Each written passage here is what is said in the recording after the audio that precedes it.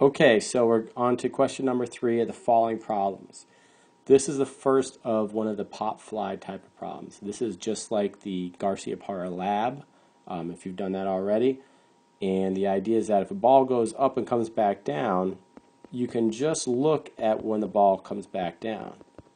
Okay, so that ball, when it comes back down, will fall the same way it went up. So if we just want to look at part of the trip, we can just look at the part where it's falling. Okay, we talked about the velocity at the peak. The velocity at the peak is always, always, always 0. Whenever you're at the highest point, the velocity is 0. The acceleration due to gravity is not. So A is, and remember you'll be asked this and people will get it wrong. A is not 0. A is always, always, always negative 9.8. All right. So we know the velocity at the peak. We know the acceleration. And I give you that it takes 6 seconds to go up and come back down. Well, if it takes 6 seconds to go up and come back down, that means it takes 3 seconds to fall. Okay, just looking at half the trip, you can say that the time is only going to be 3. It asks how high. So, distance. So we're going to do xf/d as always. It may be the first or the second equation, it may be the third. Once again, you go through your list of givens, you see what your list of givens, and you ask yourself the 2 questions. 1, is there time? Yes, time is present in your list of givens. So that means the second equation won't work. Vf squared is not going to be used. Second question is there an xf/d?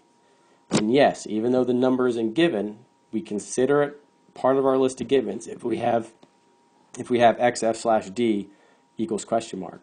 So yes, that means we choose the big ugly. So our equation we choose is xf equals xi plus vi times t plus 1/2 at squared.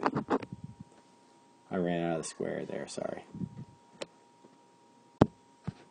Fix that. So, there's our equation. Now, looking at your list of givens, since this is going to be falling, the v initial, or the velocity at the peak, is going to be our initial, because that's the beginning of the trip.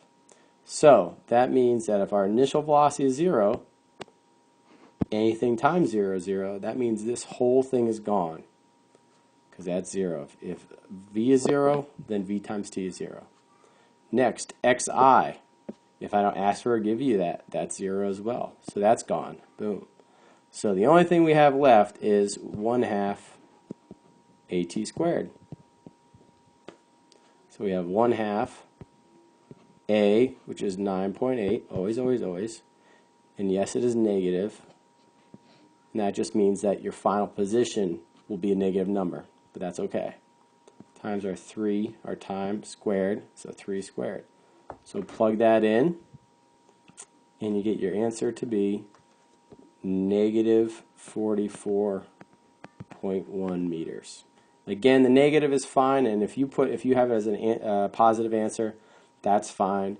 It's just because I said acceleration is negative, it's going to fall down. That should be negative also. But there you go. Your answer is negative 44.1 meters.